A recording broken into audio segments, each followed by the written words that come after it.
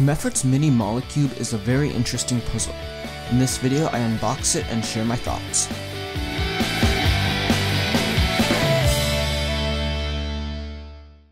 Hey everyone, Andrew here. Today, I have an unboxing of the mini Meffert's Molecube.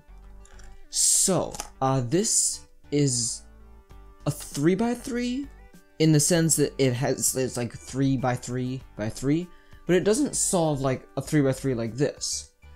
The way you actually solve it is by getting each face so that there is one of every color on each face, so it has 9 different colors instead of 6.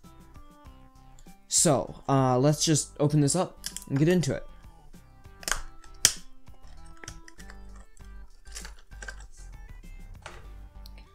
Okay, so here's the puzzle. I'm gonna zoom in a bit. Alright, here's the puzzle. So it has this keychain on it, which I don't really like that much. I'll probably cut that off, and it's on this tab. Can the tab come off? I could probably take off the tab with pliers. Yeah, I'm gonna go do that, and then I'll be right back. Alright, I'm back. I've cut off the keychain, but I have not turned it yet. So, let's do first turns. Okay, that's not what I was expecting. I've tried, large or standard size versions of this cube before, and it has a clicking mechanism. This does not have a clicking mechanism. It feels like there's like dusty, like there's dust inside of it. It's a really weird feeling. I think I'm just gonna scramble this. The spherical pieces feel weird. Yeah, the turning quality, it's decent, considering it's a mini non-WCA puzzle. Definitely does not turn that well. I'm gonna play with this a bit off camera, and then I'll get back to you and tell you what I think. Alright, I'm back. So it's been about 10 minutes, and I've just taken some time to familiarize myself with this puzzle. I did not attempt to solve it. I loosened the tensions, which helped the turning quite a bit. I then lubricated it with Maru, which unfortunately did nothing. And I've noticed some things about it.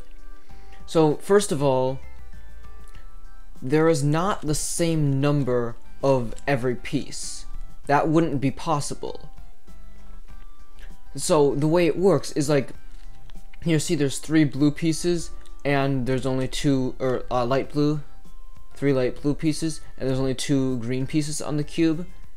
At first, that confused me, but then I realized if you count a corner as 3, an edge as 2, and a center as 1, because corners have 3 faces, edges have 2, and centers have 1, then, and you add that up for each color, then you always get 6. So like, for this dark green here, 3 and 3, that's 6. For this purple here, there's 3 purple edges, 2 plus 2 plus 2 is 6. For yellow, there's 1 for the center, plus 2 for the edge, plus 3 for the corner. That's 6, and it's always 6 for every color, which makes sense because each color appears once on each face. I'm thinking the best method to go about solving this puzzle is going to be a blind method. So I use M2 and Old Pachman, because that lets you deal with each piece individually instead of like a speed solving method like CFOP where you work your way up the cube. So yeah, I think that's gonna be make much more sense to approach this puzzle. I do want to show the mechanism of this puzzle because it is pretty interesting. So right here you can see a corner and an edge. They fit together like that. And then inside the cube,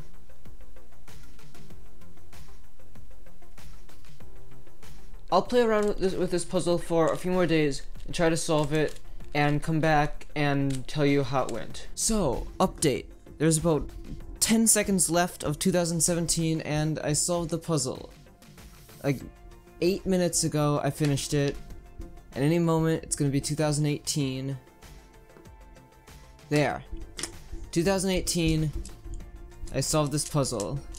Semi-spoiler coming up.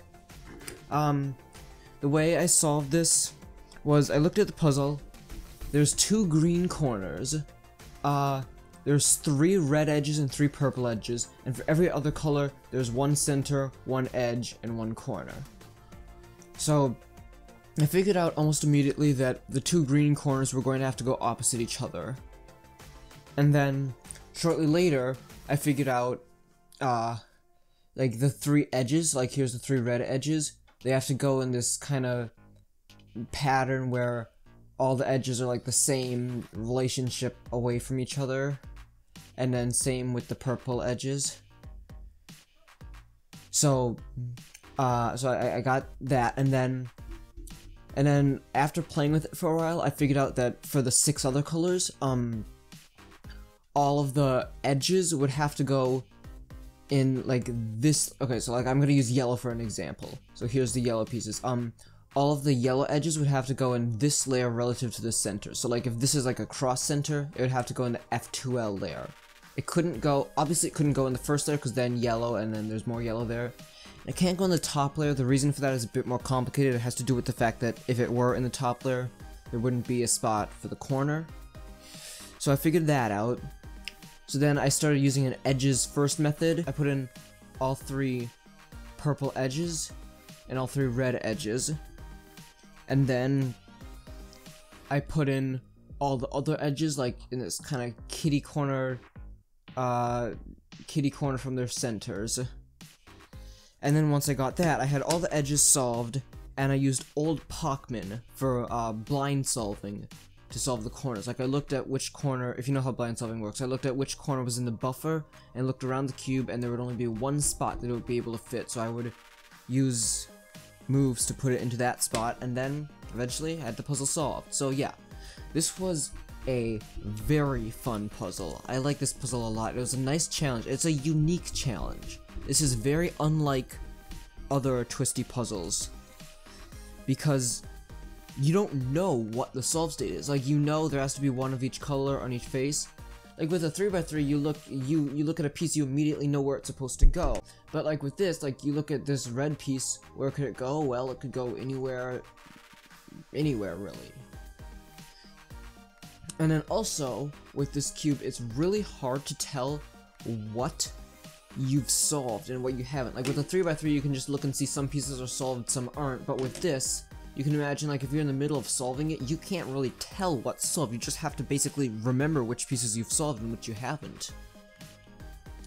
So yeah, this is a really unique Twisty puzzle. It's definitely a challenge to solve, and it's a challenge unlike really any other puzzle. Because it's just a 3x3, you know if you need to move pieces around, you know how to do that, because you know how to move pieces around on a 3x3, but you need to figure out where to put the pieces.